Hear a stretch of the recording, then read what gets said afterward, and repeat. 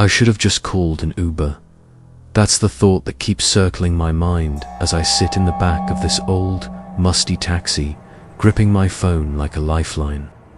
The night is heavy, the kind that feels unnaturally quiet, like the world is, holding its breath. I was out late celebrating a friend's birthday, and after missing the last train, I had no choice but to hail a cab from the dimly lit street corner. The taxi that stopped for me looked ancient. The paint was peeling, the headlights dimmer than they should be, and the driver barely acknowledged me as I slid into the back seat. He only gave a small nod, his face mostly hidden beneath the shadow of a cap. The interior smelled faintly of something stale, a mix of cigarettes and something else I couldn't place. Something sour.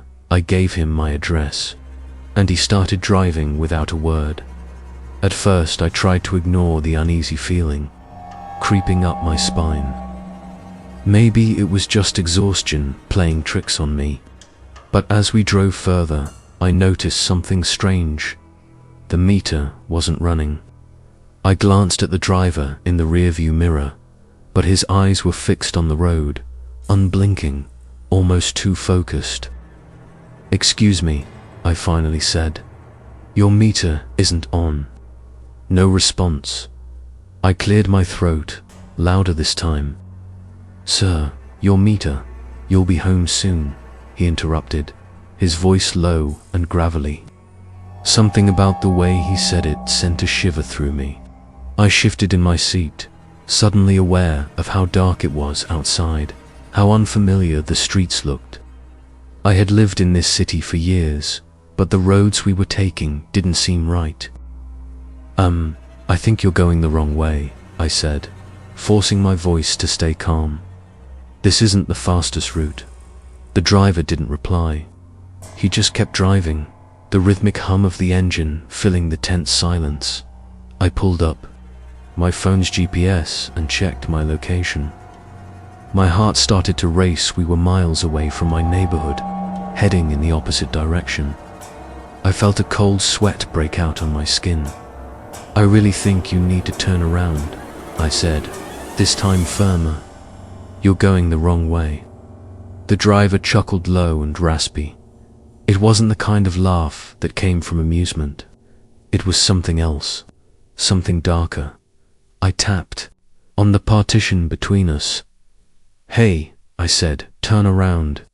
Without warning, he slammed on the brakes, sending me lurching forward. I barely caught myself before my head hit the seat in front of me. The cab was now at a complete stop on a deserted road, surrounded by nothing but trees.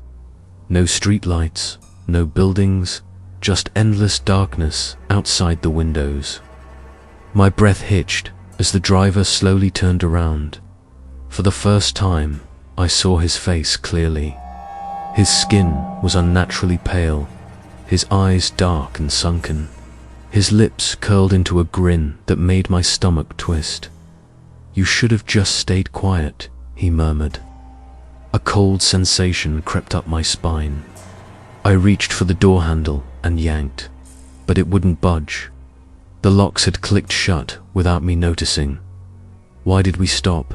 I asked, forcing my voice to remain steady. The driver didn't answer immediately. Instead, he reached into his coat pocket, pulling out a small notebook. He flipped through a few pages before glancing at me in the mirror. "You live at Maple Street, right?" he asked, his voice too casual. I swallowed hard. "Yes, but this isn't the way."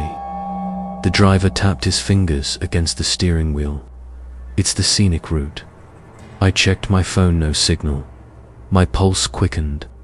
I had to do something. I typed out a quick message. "To my friend, something's wrong. Taxi took a weird route." I hit send. The message failed. The driver sighed. "People don't appreciate mystery anymore," he muttered, shaking his head. Then, as if nothing was wrong, he turned the key and the engine started up again. I exhaled shakily. "Just take me home," I said firmly. Taxi began moving, but my anxiety didn't fade. I watched the roads closely, still unfamiliar, still wrong. My hands gripped my phone like a lifeline, heart-pounding dot. Then a gas station appeared up ahead, a beacon of light in the dark.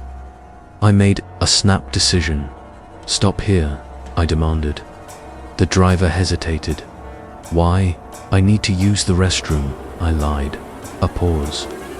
Then, slowly, he pulled into the parking lot. The moment the car came to a stop, I unlocked the door and pushed it open.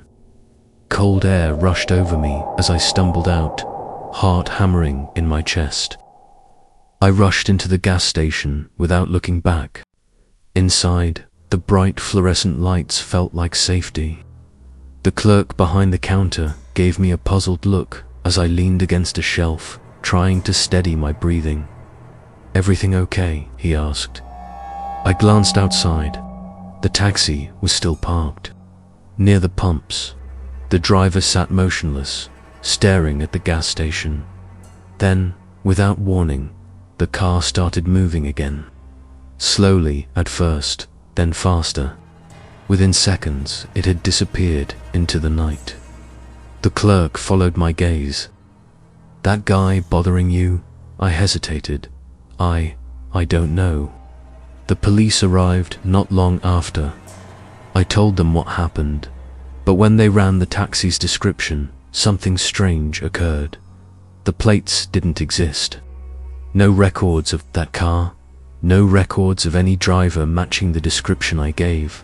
The taxi had vanished, like it was never there at all. But I knew what I saw. And I knew one thing for sure: would never take a cab again.